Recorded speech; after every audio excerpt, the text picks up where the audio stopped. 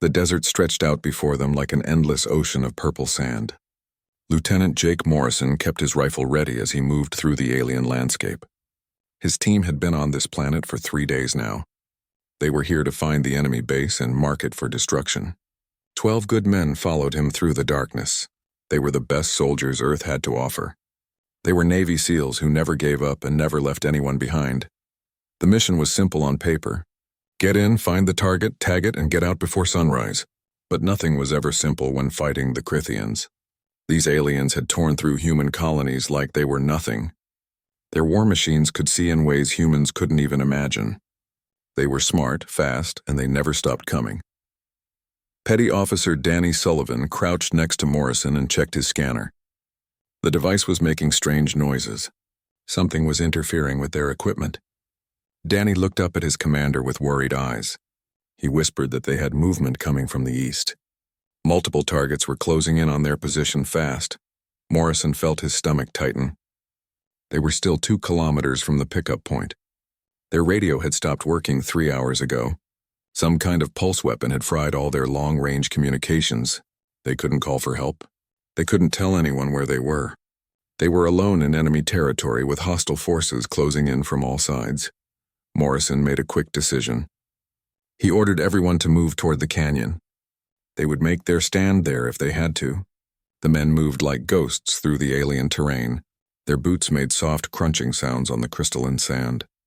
Behind them, the noise of enemy war machines grew louder. It was a horrible screeching sound that made their teeth hurt. Chief Petty Officer Kyle Bennett reached the canyon edge first. He looked down into the narrow gorge and then back at Morrison. His face said everything without words. It was a dead end. The canyon dropped 60 feet straight down. There was no way out from the bottom. They would be trapped like rats if they went down there. Morrison's mind raced through their options.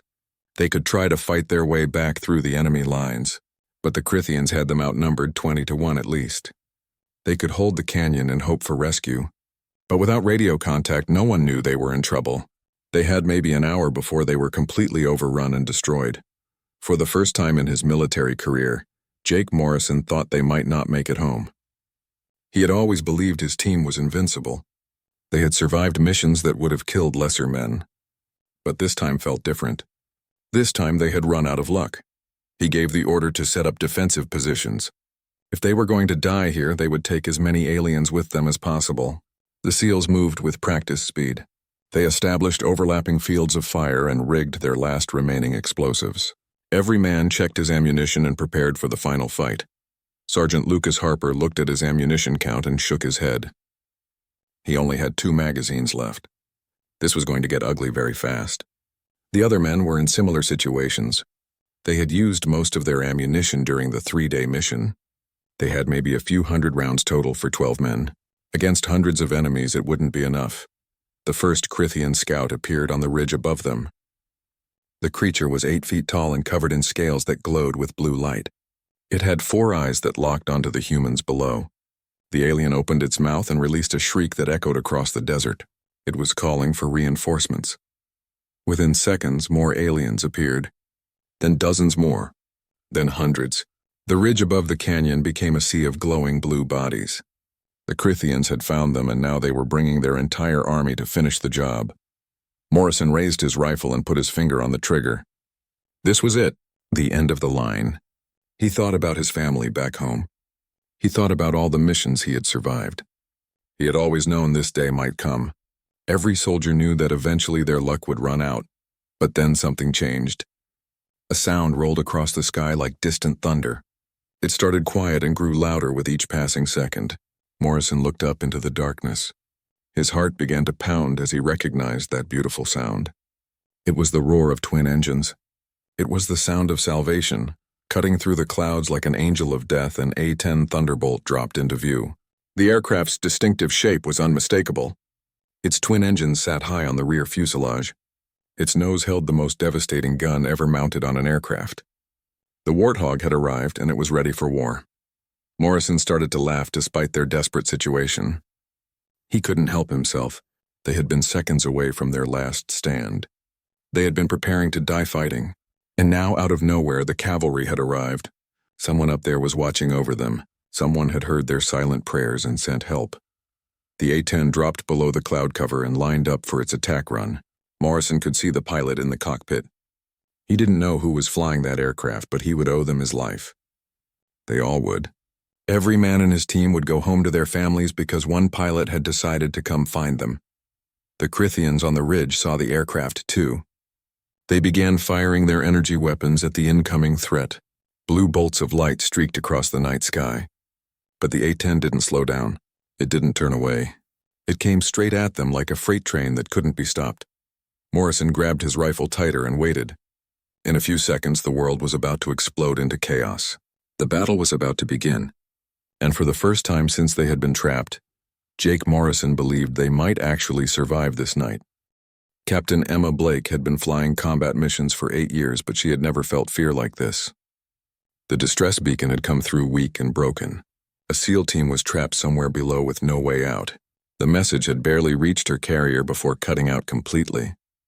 12 men were going to die if someone didn't help them soon. Every part of her training said to wait for backup. She should coordinate with command. She should follow the proper procedures and do everything by the book. But the book didn't account for reality. By the time backup arrived, there would be nothing left to rescue except bodies and dog tags. So Emma made a choice that would change everything. She climbed into her A-10 without authorization. She bypassed all the launch protocols that should have stopped her. She fired up her engines and punched out of the hangar before anyone could order her to stand down. Now she was screaming toward the coordinates at maximum speed. Her Warthog's nose was pointed directly at a valley full of enemies. Lieutenant Nina Garcia sat in the back seat running through targeting solutions. She was Emma's weapons officer and best friend. Nina had been flying with Emma for 3 years. She knew when Emma had made up her mind about something. There was no point in arguing. Nina called out that she was counting over 200 enemy contacts. This mission was insane. They needed fighter escorts and air superiority. They needed a whole squadron, not just one ground attack aircraft. Emma's hands were steady on the controls despite the adrenaline flooding her system. She told Nina that the fighters were 40 minutes away. The SEALs didn't have 40 minutes. They probably didn't even have 10 minutes. If Emma didn't do something right now, 12 good men were going to die. She couldn't live with that on her conscience. She dropped to 500 feet above the alien landscape. The purple and orange terrain rushed past her canopy in a blur. The coordinates were coming up fast. 3 kilometers away, then 2, then 1. Emma's eyes scanned the ground below, looking for the trapped soldiers. Then she saw them. The Crithians had formed a semicircle around a canyon edge. Their war machines were grinding forward slowly. They were preparing for the final assault. Below, in the narrow gorge, Emma could see the heat signatures of the SEAL team. They were clustered together in a defensive position. They were about to be overrun and slaughtered. Emma didn't hesitate for even a second. She armed her GAU-8 Avenger cannon and rolled into her attack run. The cannon was the most powerful weapon ever mounted on an aircraft. It fired 70 rounds per second of depleted uranium death. Each round could punch through tank armor like it was tissue paper. Nina was already marking targets on her screen. She uploaded the targeting solutions to Emma's display. She warned Emma that this was going to be close. Really close. They were going to be flying right through enemy fire. Emma's lips curved into a grim smile. She said that close was what the Warthog did best. Emma thumbed the trigger and the world exploded. The GAU-8 roared to life with a sound like thunder. The recoil from the cannon actually slowed her aircraft. The distinctive brrrt sound echoed across the desert. It was the most beautiful sound the trapped SEALs had ever heard. The first line of Crithian war machines simply ceased to exist. They were torn apart by the withering fire. Metal and alien flesh exploded in all directions. Emma pulled up hard and rolled left. She came around for another pass. Her cannon was already tracking toward the next cluster of targets. Nina called out that they had direct hits on the eastern flank. The aliens were scattering in confusion, but now they were returning fire. Energy bolts streaked past Emma's canopy. The brilliant blue streaks lit up the night sky. Emma jinked hard right and then left. Her Warthog danced through the hostile fire. The A-10 was built to take damage, but Emma didn't want to test that if she could avoid it. Emma dove toward the ground. She was skimming barely 50 feet above the surface now. The Crithians tried to track her, but she was too low and too fast. She was unpredictable in her movements. She lit off her flares. Brilliant points of light bloomed behind her aircraft. The flares drew away the heat-seeking missiles that the aliens were firing. Explosions blossomed in the sky where the missiles hit the flares instead of her engines. She came around for her third pass. This time she unleashed her Hydra rockets. 70 rocket pods streaked toward the densest concentration of enemy forces. When they hit, the night turned into day. The explosions were massive. Alien bodies and machinery were thrown hundreds of feet into the air. The shockwave from the blasts could be felt even inside Emma's cockpit. Down in the canyon, Jake Morrison watched in stunned disbelief. The alien army that had been about to kill his team was being systematically destroyed. One single aircraft was doing what seemed impossible. The A-10 was everywhere at once. It was rolling and diving. Its cannon never stayed silent for more than a few seconds. It was the most amazing display of flying Morrison had ever witnessed. Kyle Bennett shouted over the roar of explosions. He wanted to know who was flying that thing. Morrison shook his head. He had no idea, but whoever it was had just saved all their lives. They owed this pilot everything. Every man in his team would go home because of the courage of one person. Emma's display was screaming warnings at her from every direction. Her armor had taken hits from at least a dozen energy weapons. Her fuel gauge was dropping fast. The temperature on her left engine was climbing into the red zone. Warning lights were flashing all over her cockpit. But she wasn't done yet. Not by a long shot. The Crithians were adapting to her tactics now. They were coordinating their fire in ways that showed real intelligence. They were trying to box her in. They wanted to force her into a kill zone where their overlapping fields of fire would shred even the tough armor of the Warthog. Emma could see what they were doing. She had to break their coordination before they succeeded. Nina urged her to break off the attack. They had done enough. The SEALs could make it to extraction now. They should run while they still could. Emma checked her tactical display one more time. The alien forces were still too concentrated around the canyon mouth. If she left now, the moment the SEALs tried to move, they would be cut down. She couldn't let that happen. Emma told Nina they were going to finish this. She pulled back on the stick and climbed hard into the sky. For a moment, the Crithians must have thought she was retreating. Then Emma rolled her aircraft inverted. She pointed her nose straight down at the ground. She dove directly into the heart of the enemy formation with her cannon already spinning up to fire. The dive was the most insane thing Nina Garcia had ever seen in her 3 years flying with Emma Blake. The A-10 plummeted toward the ground like a falling meteor. The cannon blazed continuously. Hot brass shell casings poured out of the gun ports. The recoil shook the entire aircraft. Emma held the dive until the last possible second. The ground rushed up at them with terrifying speed. At barely 20 feet above the crystalline sand, Emma yanked back on the stick with all her strength. The G-forces crushed down on both women. Nina's vision tunneled as blood rushed away from her brain. Her body felt like it weighed 1,000 pounds. But Emma held the aircraft steady. She fought against the forces trying to tear the Warthog apart. She pulled out of the dive and leveled off just above the ground. Behind them, the devastation was complete and total. The Crithian formation had been shattered. Dead aliens and destroyed machines littered the battlefield. Their command structure was gone. Their coordinated defense had collapsed. The survivors were retreating in disorder toward the eastern ridges. They had been broken by the sheer audacity of Emma's attack. Nina gasped for air as the G-forces released. She told Emma that all targets in Sector 7 were neutralized. The enemy was in full retreat. Then she added that Emma was completely insane. Emma allowed herself a brief tired smile. She said that being crazy was probably listed somewhere in her official file by now. Emma brought the Warthog around one more time. She surveyed the battlefield below through her damaged canopy. Smoke was rising from dozens of burning war machines. The Crithians were pulling back fast. They had had enough. The SEALs would make it out alive. The mission was complete. But Emma's moment of satisfaction was cut short by a new alarm. The sound filled her cockpit with urgent beeping. Her left engine had finally given up. Flames were licking out from the turbine housing. Her flight computer was showing catastrophic failure warnings. Temperature gauges were redlining. Oil pressure was dropping to 0. The engine was tearing itself apart. Nina reported what Emma could already see on her instruments. They were losing Engine 1. Fire was spreading through the housing. They needed to put the aircraft down immediately before the engine exploded. Emma checked her options quickly. The carrier was too far away for a single engine approach. There were no friendly airfields within 200 miles. That left only one choice. She would have to crash land near the SEALs. Emma told Nina to hang on tight. They were going to make an emergency landing in the canyon. She guided the Warthog toward the narrow gorge. Her one good engine was straining to keep them airborne. Smoke was pouring from the damaged engine now. A thick black trail marked their path across the night sky. Anyone watching would know exactly where they were going to come down. Down in the canyon, Morrison watched the A-10's emergency approach with his heart in his throat. The aircraft was coming in too hot. There wasn't nearly enough room in the narrow space for a safe landing. He could see flames trailing from one engine. The pilot was fighting for control. This was going to be bad, really bad. Morrison shouted for everyone to clear the landing zone. His men scattered to both sides of the canyon floor. They pressed themselves against the rock walls. The A-10 was coming down fast, too fast. The nose was pointed up at a steep angle. The aircraft was shaking violently.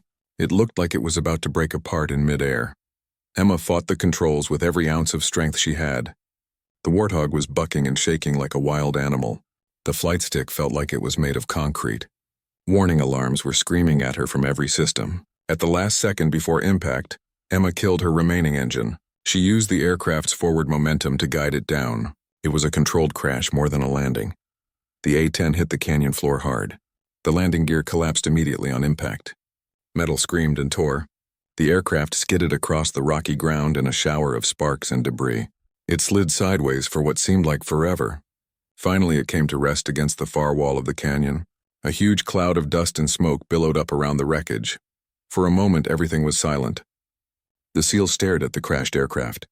Nobody moved. Then the canopy popped open with a hiss. Two figures emerged from the cockpit. They were coughing and covered in dust, but they were alive. They were miraculously, impossibly alive. Captain Emma Blake dropped to the ground first. Her legs almost gave out, but she caught herself.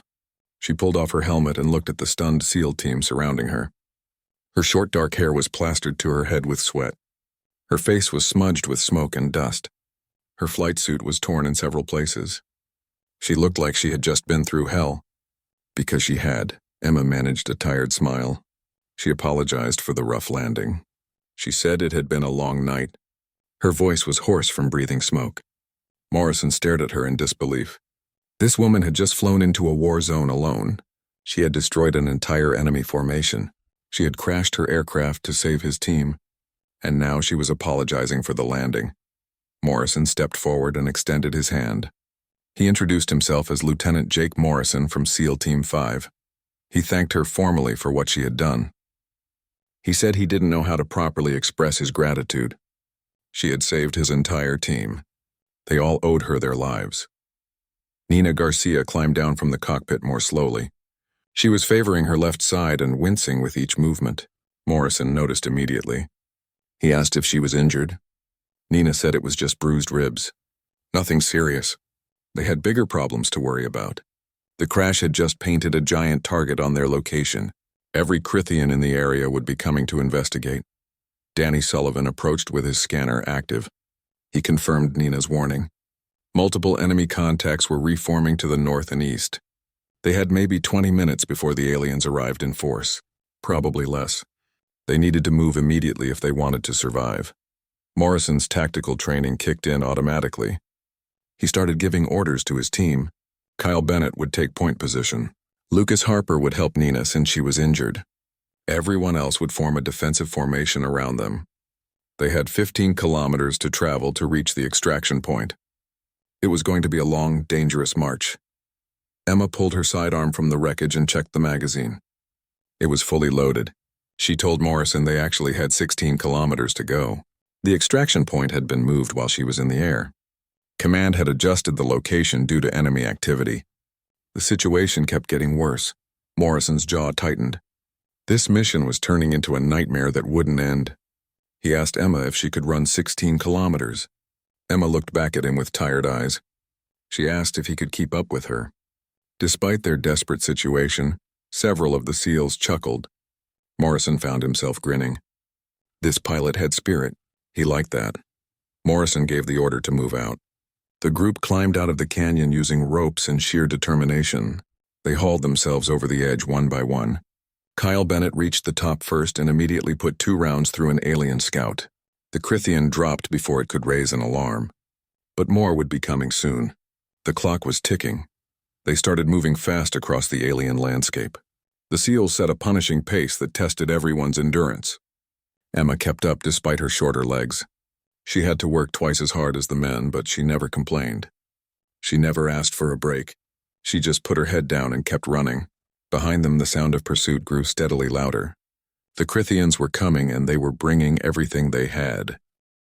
They had covered 3 kilometers when Lucas Harper suddenly stopped. His hand went up in a fist signal. The entire team froze instantly. Weapons came up and fingers moved to triggers.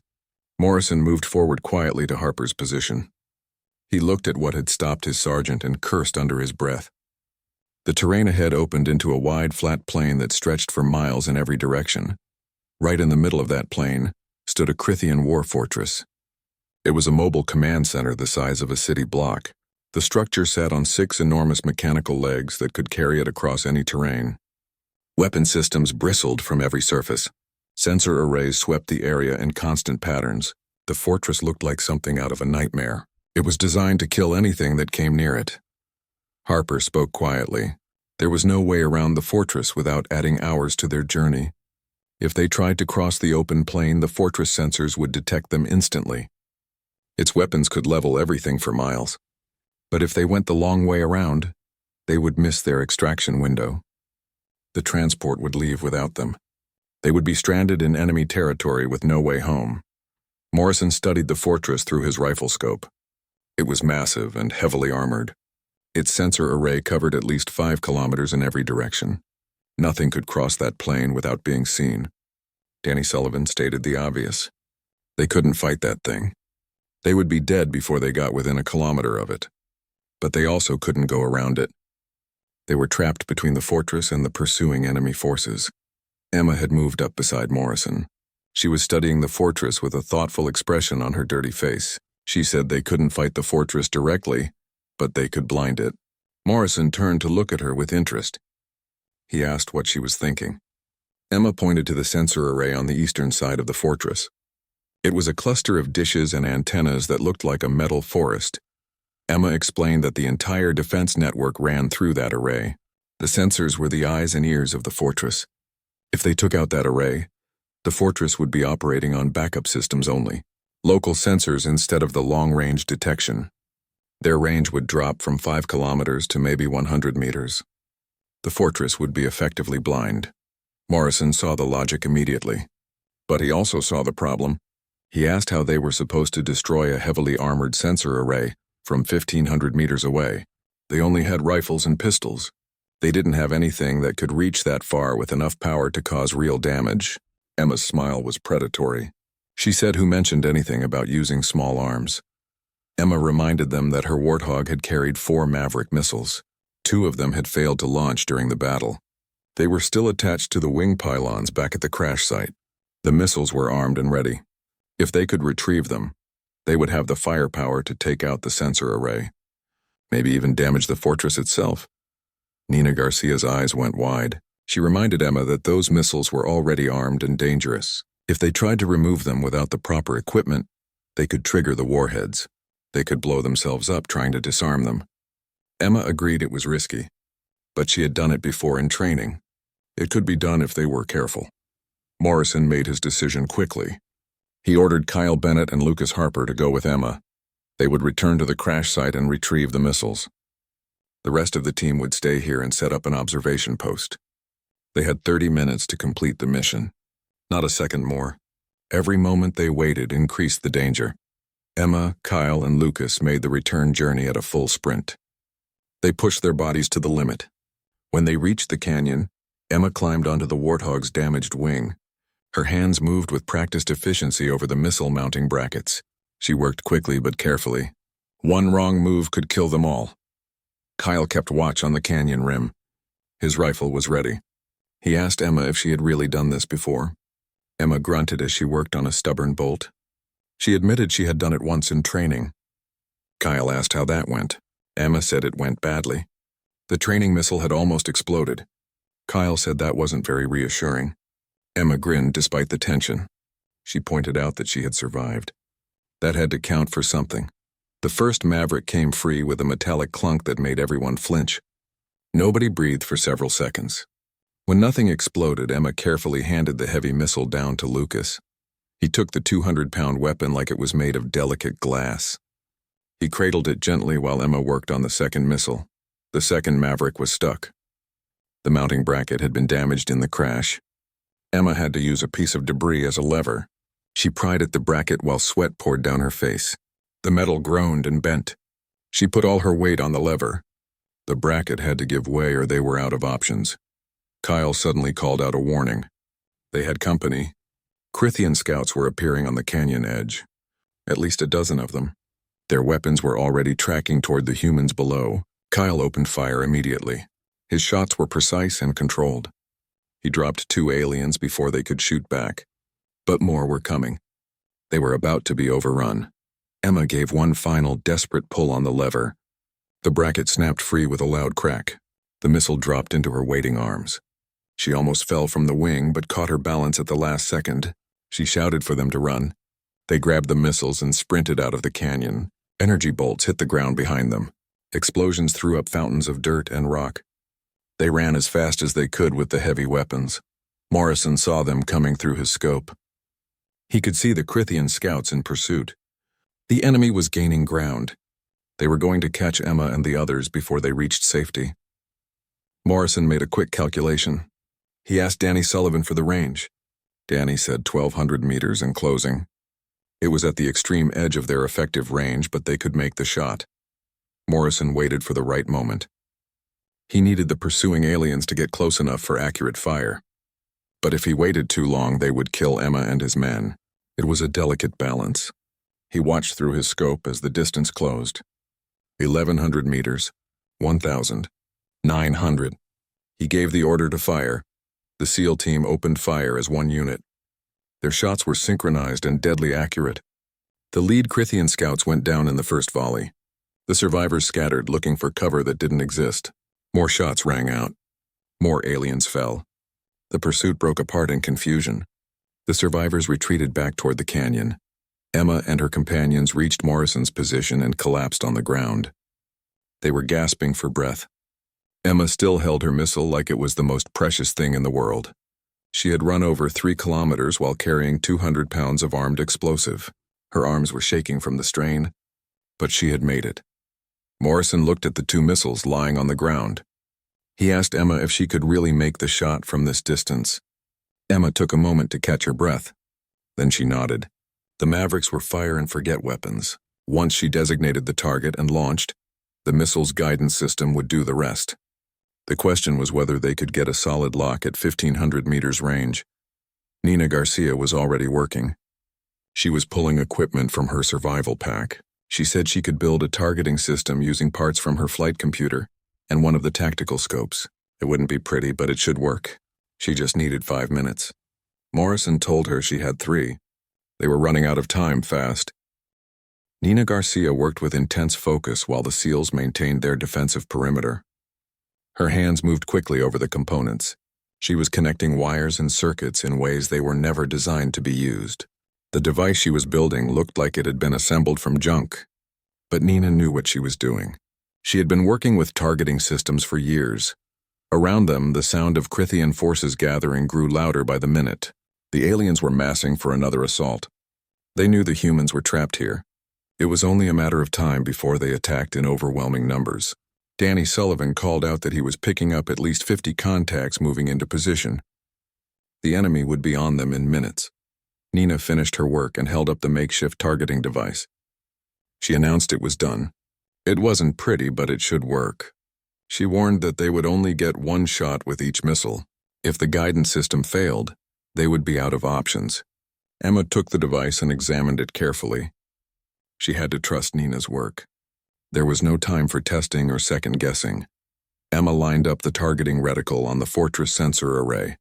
The crosshairs danced and wavered as she tried to hold steady. Her arms were still shaking from carrying the missile. She forced herself to breathe slowly and calmly. The reticle settled down and locked solid. A soft beep indicated target acquisition. Emma announced she had a lock. She hefted the first Maverick missile onto her shoulder. The weight made her knees buckle slightly, but she braced herself. She made final adjustments to the seeker head. Everyone around her stepped back to give her room. She warned them this was going to be extremely loud. The backblast from the rocket motor could injure anyone standing too close. Emma took one more deep breath to steady herself. Then she squeezed the trigger. The Maverick roared to life with a sound like the end of the world. Flame and smoke erupted from the rear of the missile.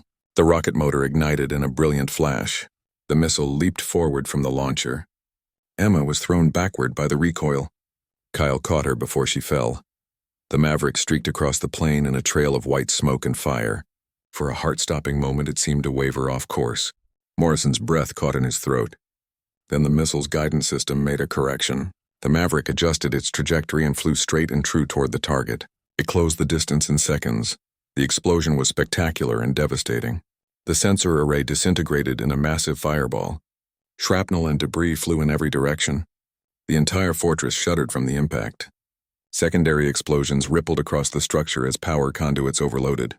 Alarms began blaring across the enemy installation. The fortress had been blinded in an instant. Danny Sullivan was monitoring his scanner. He shouted that the fortress sensor coverage had just collapsed. Their long-range detection was gone. The enemy was operating on backup systems only. They were effectively blind beyond 100 meters. Morrison allowed himself a grim smile. The first part of their plan had worked perfectly. Now came the hard part. Emma was already loading the second Maverick onto her bruised shoulder. She asked Morrison what their biggest problem was right now. Morrison pointed to a mobile gun platform grinding toward their position. The massive vehicle was covered in weapons. Its main cannon was already beginning to track toward them.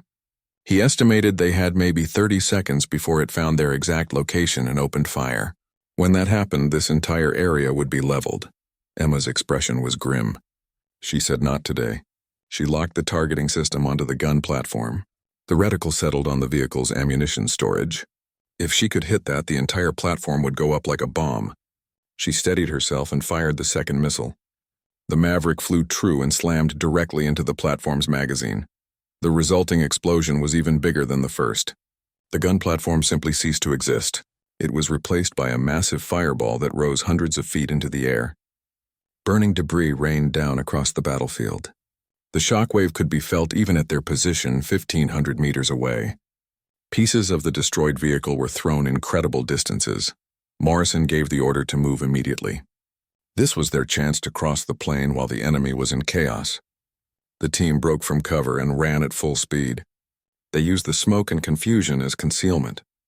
Behind them, the fortress was still reeling. Crithian soldiers were running in every direction trying to understand what had happened. Nobody was looking for the small group of humans sprinting across the open ground. They were halfway across when Lucas Harper suddenly went down. An energy bolt from a flanking position caught him in the thigh. He cried out and collapsed. Kyle Bennett immediately dragged him behind a cluster of rocks. He returned fire at the Crithian position that had opened up on them. The rest of the team took cover and began engaging the enemy. Morrison had to make another hard decision. He told Danny Sullivan to take 4 men and get Harper to the extraction point. The rest of them would stay here and cover the withdrawal. Danny started to argue, but Morrison cut him off. This was a direct order. Get Harper out now. Morrison and the others would be right behind them. Danny knew better than to argue with his commander. He grabbed Harper along with 4 other SEALs. They lifted the wounded man between them and began moving toward the extraction point. Harper was protesting that they should leave him, but nobody was listening. SEALs never left their wounded behind. That was the code they all lived by. Morrison, Emma, Nina, Kyle, and 3 other SEALs formed a defensive line. Their weapons created a wall of fire that kept the Crithians at a distance, but more aliens were arriving every second. They were being drawn by the sounds of battle. The situation was rapidly deteriorating. They were about to be overrun by sheer numbers. Emma's rifle clicked empty. She dropped the magazine and slammed in her last one. She called out that she was almost out of ammunition. Morrison replied grimly that they all were. His own ammunition counter showed less than 30 rounds remaining. They needed to fall back before they were completely surrounded, but they had to do it carefully or they would be cut down. They began moving in classic leapfrog fashion. 3 soldiers would provide covering fire while 4 retreated. Then they would switch roles. It was a technique they had all trained on countless times. But training couldn't account for fighting against an enemy that outnumbered them 50-1. They were being pushed back step by step toward the extraction point. Kyle Bennett's rifle finally ran dry. He dropped it and drew his sidearm. He fired carefully and methodically. Every shot had to count now. Beside him, Corporal Justin Wells took a hit to the shoulder. The energy bolt burned through his body armor. But Wells kept fighting despite the pain. His face was set in determination. He would fight until he couldn't fight anymore. Emma saw a Crithian warrior climbing rocks to their left. It was trying to get above them for a flanking shot. Emma didn't have a clear angle with her rifle, so she did the only thing she could think of. She threw her empty rifle at the alien like a spear. The weapon struck the Crithian in its center mass. The alien was surprised enough that it lost its grip. It tumbled backward off the rocks. It wasn't much, but it bought them precious seconds. Morrison called out that he was on his last magazine. They were down to their final ammunition. This was the end.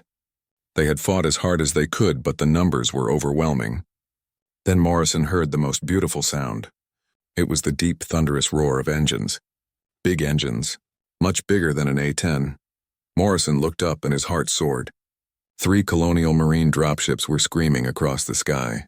Their door guns were already firing. Behind them came a full squadron of fighter craft. Their missiles and cannons tore into the Crithian forces with devastating fury. The cavalry had finally arrived in force. They were saved. The lead dropship was massive and painted with the designation Fury 6 on its armored hull. It dropped into a hover directly above their position. The deployment ramp was already lowering before the ship had fully stopped moving. Marines in full combat armor poured out like an angry swarm. They established a defensive perimeter in seconds. Heavy weapons teams set up their guns and began pouring fire into the Crithian positions. A Marine sergeant waved frantically at Morrison's group. He shouted for them to get aboard immediately. They weren't planning to stay here long. Morrison didn't need to be told twice. He grabbed Emma's arm and pulled her toward the ramp. Kyle and the other SEALs followed right behind them. They stumbled into the cargo bay on legs that felt like rubber. They found seats and strapped in with shaking hands. The dropship was already lifting off before the ramp had fully closed. The engines screamed as the pilot pushed for maximum altitude.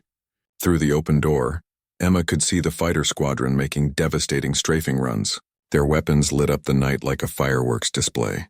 Missiles streaked down from the sky. Cannon fire tore through alien formations. The Crithians were being hammered from above with no way to effectively fight back. A Navy corpsman immediately went to work on Justin Wells's shoulder wound. The medic worked quickly and efficiently. He cleaned the burn and applied field dressing. Another corpsman was checking over everyone else for injuries. Lucas Harper had already been loaded onto the second dropship. The corpsman reported that Harper's injury was serious but not life-threatening. He would need surgery, but he would keep his leg. Morrison slumped in his seat as the adrenaline finally drained from his body. He felt exhausted down to his bones. He looked across the cargo bay at Emma. She was sitting in her seat with her head leaned back. Her flight suit was torn and filthy. Her face was covered in smoke stains and dust.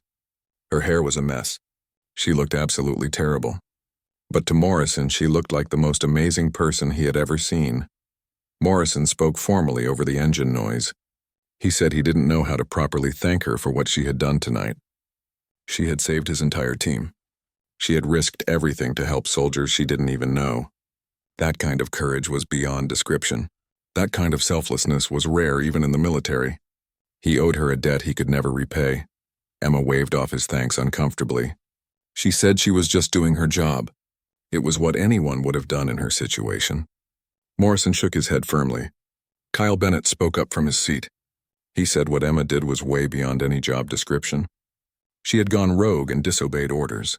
She had flown into hell alone. She had crashed her aircraft and then fought through enemy lines with them.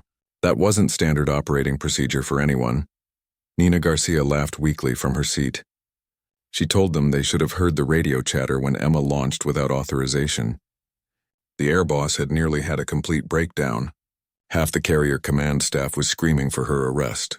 The other half was demanding to know what was happening. It had been absolute chaos. Nina admitted she thought they were both going to be court-martialed for sure. Emma said quietly that she would probably still face a court-martial when they got back. But she meant what she said. She would do it all again without hesitation. Some things were more important than following orders. Some things were worth risking your career for. Saving 12 lives definitely qualified in her mind. She had made her choice and she stood by it completely. Morrison told her firmly that there would be no court-martial. He would make absolutely certain of that. He would testify on her behalf. He would go all the way to Colonial Command if necessary.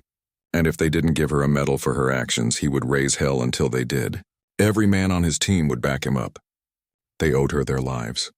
They wouldn't let her be punished for saving them. The dropship broke through the atmosphere smoothly. The ride became much calmer as they entered orbital space. Through the small windows, Emma could see a massive shape growing larger. The carrier USS Defender was waiting for them. Its hangar bay doors were already open like welcoming arms. Running lights blinked along the hull of the enormous ship. It was the most beautiful sight Emma had seen in days. The mood in the cargo bay was quiet but not somber. It was the kind of silence that came after battle. Everyone was processing what they had survived. They were thinking about how close they had come to dying, but there was also relief and gratitude. There was a sense of camaraderie that went beyond normal military relationships. They had fought together. They had bled together. They had survived together. As they approached the carrier, Danny Sullivan spoke up. He said he had a message coming through on the command channel. Admiral Richard Parker wanted to see the entire SEAL team and flight crew immediately upon landing. They were to report to the main briefing room as soon as the dropship touched down. Morrison and Emma exchanged worried looks. An admiral wanting to see them immediately was probably not good news. The landing was smooth and professional. It was a stark contrast to Emma's earlier crash in the canyon. When the ramp lowered, they were greeted by something completely unexpected. A full honor guard was standing at attention. Marines in dress uniforms lined both sides of the ramp. This was definitely not standard procedure for a simple combat extraction. Something unusual was happening. Admiral Richard Parker himself was waiting at the base of the ramp. He was a legend in the colonial navy. The man had fought in 3 major campaigns. He had more medals than most officers accumulated in their entire careers. His weathered face was completely unreadable. He stood ramrod straight despite his age. His uniform was perfect. He looked like he had stepped out of a recruitment poster. Admiral Parker's voice carried absolute authority. He told Morrison and Emma to walk with him. It wasn't a request. It was a command. They followed him through the massive hangar bay. Crew members stopped their work to watch them pass. Whispers spread through the assembled personnel like wildfire. Everyone wanted to know what was happening. Who were these people that the Admiral himself had come to meet? The briefing room was stark and utilitarian. It was empty except for a few senior officers standing along the walls. Admiral Parker gestured for Emma and Morrison to take seats at the main table. The other SEALs and Nina were directed to chairs along the wall. Everyone sat at attention. The tension in the room was thick enough to cut with a knife. Admiral Parker stood at the head of the table. His expression was completely neutral. He began speaking in a formal tone. He said that Captain Blake had violated direct orders. She had launched without proper authorization. She had engaged enemy forces without adequate support. She had destroyed a 200 million credit aircraft. The list of infractions was long and serious. He asked if she had anything to say in her defense. Emma stood at rigid attention. Her jaw was set in determination. She said she had no excuse to offer. She had made a tactical decision based on the information available to her at the time. 12 men would have died if she had waited for proper authorization. She accepted full responsibility for all her actions. She was ready to face whatever consequences the Admiral deemed appropriate. The room fell into complete silence. Nobody moved. Nobody even seemed to breathe. Then slowly, Admiral Parker's stern expression began to crack. The corners of his mouth turned up slightly. He was smiling. He said that she was absolutely right. It had been the correct call. The only call that would have saved those men. He turned to his aide and told the officer to read the casualty report. The aide consulted his datapad and began reading in a clear voice. 0 killed in action, 3 wounded in action. All 3 were expected to make full recoveries. Enemy casualties were estimated at over 400 confirmed kills. That included the destruction of a mobile command fortress and multiple war machines. Intelligence gathered from the SEAL mission had been verified and was currently being analyzed by command staff. The operation was being classified as an overwhelming success. Admiral Parker nodded slowly. He told Emma she had put him in a very interesting position. By the book, he should reduce her rank and probably discharge her from service. Her violations were serious and couldn't simply be ignored. But based on the results, she had just pulled off one of the most successful combat operations of the entire campaign. The intelligence alone was worth the cost of a dozen aircraft. She had saved 12 elite soldiers who couldn't be replaced. The Admiral walked over to a display case mounted on the wall. He opened it carefully and removed something from inside. When he turned back around, Emma could see he was holding a distinguished flying cross. The metal gleamed under the harsh overhead lights. It was one of the highest decorations a pilot could receive. Emma's breath caught in her throat. This couldn't be happening. She had expected punishment, not recognition. Admiral Parker explained the regulations in his formal command voice. The medal was awarded for heroism or extraordinary achievement while participating in aerial flight. He asked Morrison if he thought flying alone into a hostile zone to save a trapped unit qualified as heroism. Morrison stood immediately and said absolutely yes. He also wanted to formally recommend Captain Blake for the Medal of Honor. What she had done went far beyond normal heroism. It was selfless sacrifice in the face of overwhelming odds. She deserved the highest recognition possible. Admiral Parker stepped forward and pinned the distinguished flying cross to Emma's torn and dirty flight suit. Then he stepped back and rendered a crisp salute. The entire room followed his example. Every officer and enlisted person in the briefing room came to attention and saluted. Emma stood frozen for a moment. Then her military training took over and she returned the salute properly. Her hand was shaking slightly, but her face remained composed. The Admiral lowered his hand and relaxed slightly. He said the Medal of Honor recommendation would be forwarded up the chain of command. That decision was far above his authority level. What he could do immediately was promote her to major and give her command of her own squadron. He asked if she wanted the position. His tone made it clear he expected her to accept. Nina Garcia couldn't contain herself. She grinned widely from her seat and spoke up. She told the Admiral that Emma definitely wanted the command. She would be honored to serve under Major Blake. The tension in the room broke completely. Everyone started laughing at Nina's enthusiasm.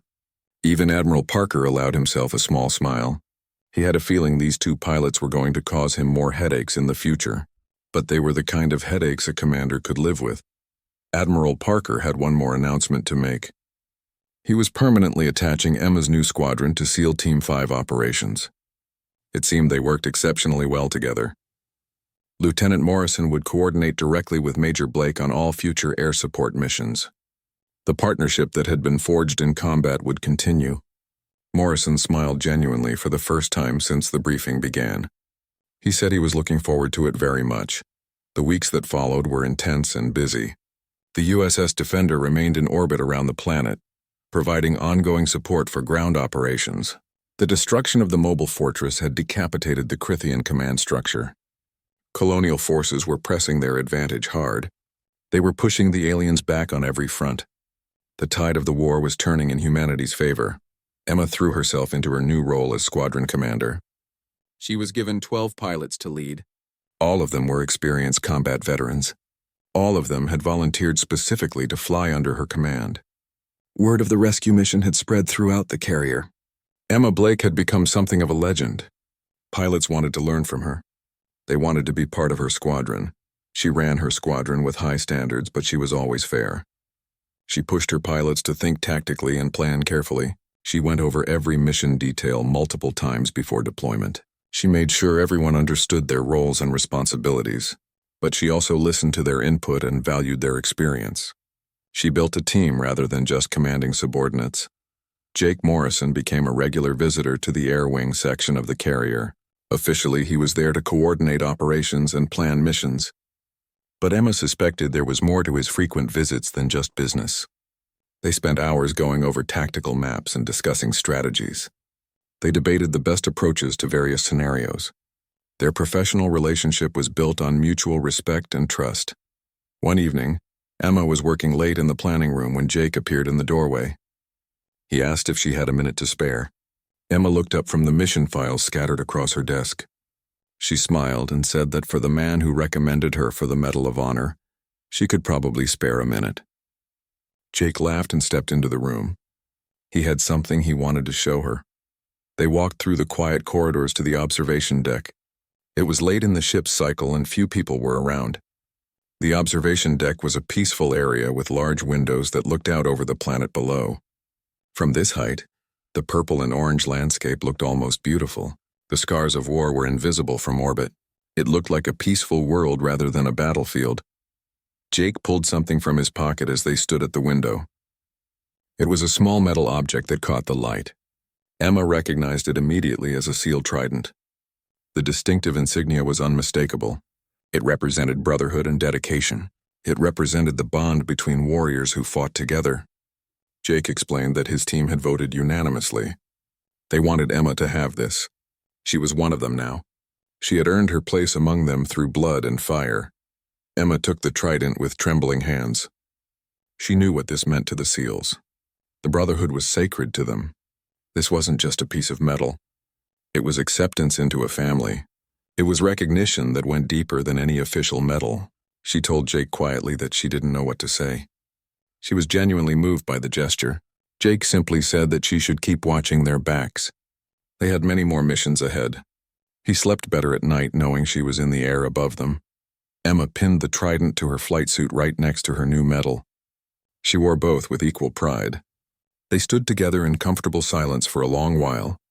They watched the planet slowly rotating beneath them. Somewhere down there, men and women were fighting and dying. They were pushing back an alien threat that had tried to destroy human colonies. It was a big war that would continue for months or years. But their small actions had made a real difference. They had saved lives and turned the tide of battle. Jake spoke quietly after a long silence. He said that when this war was finally over, when they weren't getting shot at constantly, maybe they could have a drink together.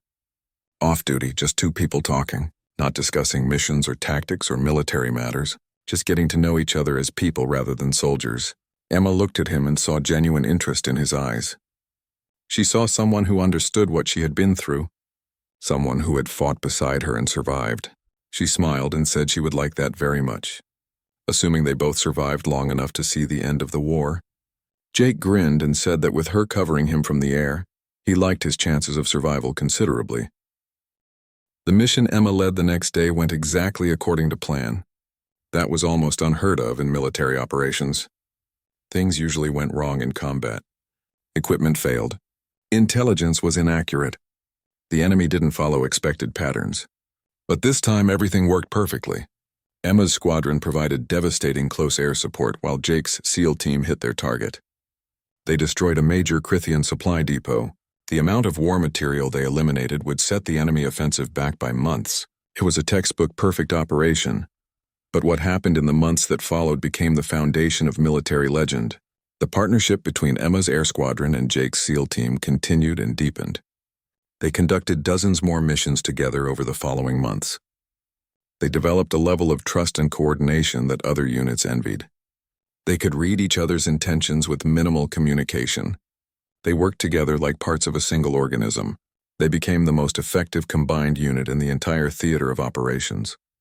3 months after that desperate night in the canyon, Emma was summoned to Colonial Command headquarters on Earth. Jake was ordered to accompany her.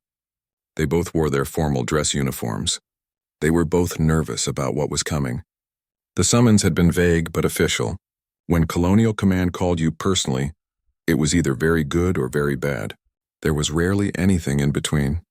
The ceremony was held in the Great Hall of Colonial Command. The massive room was filled with hundreds of people. Military brass from every branch sat in the front rows. Dignitaries from across the colonies occupied the middle sections. Media representatives packed the back of the hall with their recording equipment. Emma stood at rigid attention as the Secretary of Colonial Defense stepped to the podium. The Secretary began reading the citation for the Medal of Honor in a clear, strong voice. The citation detailed Emma's actions that night in extensive detail. It described how she had launched without authorization to save trapped soldiers. It recounted how she had single-handedly destroyed an enemy formation. It explained how she had crashed her aircraft and then fought through enemy lines. It called her actions selfless sacrifice in the face of overwhelming odds. It declared that her courage and dedication represented the highest ideals of military service. The words seemed to echo through the enormous hall. When the medal was placed around Emma's neck, the entire room erupted in thunderous applause. Emma maintained her military bearing and composure. She stood perfectly still at attention, but inside she was overwhelmed by emotion. This was beyond anything she had ever imagined for herself. She had just been trying to do the right thing. She had just been trying to save lives. She never expected this level of recognition. The weight of the medal around her neck felt heavier than anything she had ever carried. Jake received the Navy Cross for his team's actions during the same ceremony. Each member of his SEAL team was decorated as well. When it was over, they all gathered for official photographs. The Air Wing pilot stood shoulder to shoulder with the SEAL team members. They were brothers and sisters in arms now. The bonds forged in combat were stronger than any other connection. They had bled together and survived together. That created a family that would last the rest of their lives. But the real story wasn't captured in the formal ceremony or the official photographs. The true impact of that night played out over the years that followed. Emma Blake's name became synonymous with excellence in close air support. Pilots across the entire Colonial Air Force studied her tactics and decisions. They analyzed her willingness to take calculated risks to protect ground forces. Flight academies added her mission to their required curriculum. It became a case study in combat decision-making under extreme pressure. A new operational doctrine emerged informally among combat pilots. They called it the Blake Protocol, even though it was never officially named or recognized.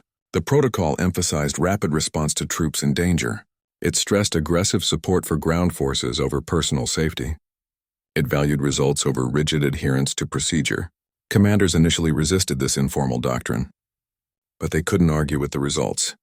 Units that followed the Blake Protocol had lower casualty rates and higher mission success rates. Eventually, it was incorporated into official training. For Jake Morrison and SEAL Team 5, the partnership with Emma's squadron became permanent and legendary. They conducted over 50 combat missions together over the next 2 years. They never lost a single man killed in action during any of those missions. That record was unprecedented in special operations history. Their level of coordination and trust became the standard that other units tried to replicate.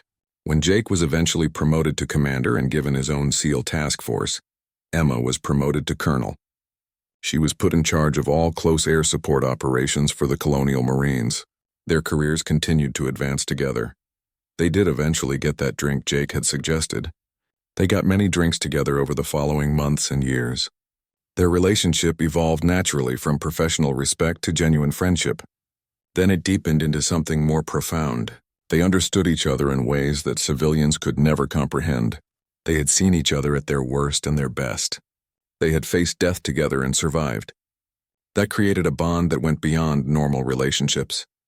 On a quiet evening 5 years after the rescue mission, Jake took Emma back to the observation deck of the USS Defender. It was the same spot where he had given her the SEAL Trident years before. The ship was in dock for repairs and resupply. Most of the crew was on shore leave. They had the observation deck to themselves. Jake pulled out a small box and opened it to reveal a simple but beautiful ring. He asked Emma to marry him without any elaborate speeches. He simply said that he wanted to spend the rest of his life with the woman who had saved his life. Emma said yes without hesitation. Their wedding was attended by what seemed like half the colonial military. The ceremony was held on a beautiful colony world far from any combat zones.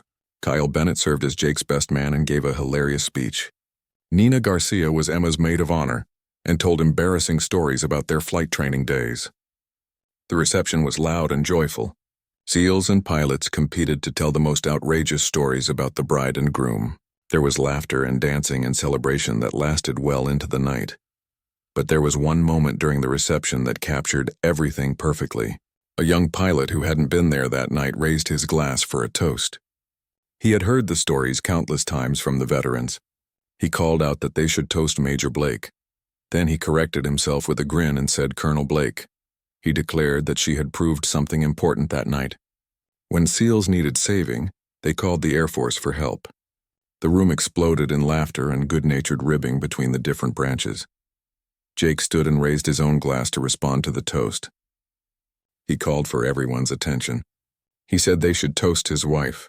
She had taught them all an important lesson. Sometimes the cavalry really does arrive just in time. And when they arrive, they come with 30-millimeter cannons and a very bad attitude. Everyone cheered and raised their glasses. Emma blushed at all the attention, but she stood as well. She said simply that they should toast all of them together. Because nobody fights alone. The words echoed through the hall and everyone drank together. Years later, military historians would identify the destruction of that mobile fortress as a crucial turning point in the Scythian War. The mission was studied in military academies across human space. Scholars analyzed it and debated it. They extracted lessons about tactics and leadership and courage.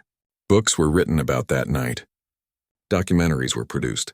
It became one of the most famous military operations in colonial history. But for the people who were actually there in the canyon that night, the real lesson was much simpler. It was about refusing to give up when everything seemed hopeless.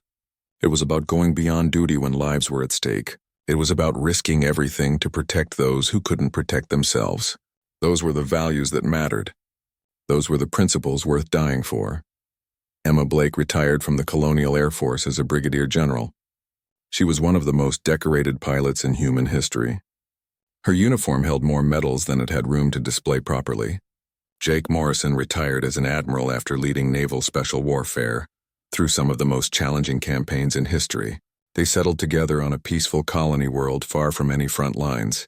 They raised 2 children, who both chose to enter military service despite their parents' attempts to suggest safer careers. The cycle continued. On clear nights when the stars filled the sky, Emma would sometimes stand outside and look up. She would remember that desperate flight through darkness so many years ago. She remembered the canyon full of trapped men who had given up hope. She remembered the moment when she decided to ignore all orders and do what she knew was right. She remembered how close they had all come to dying that night. Nina Garcia remained Emma's closest friend throughout their entire lives. She visited often with her own family. One evening they sat together on the porch watching the sunset.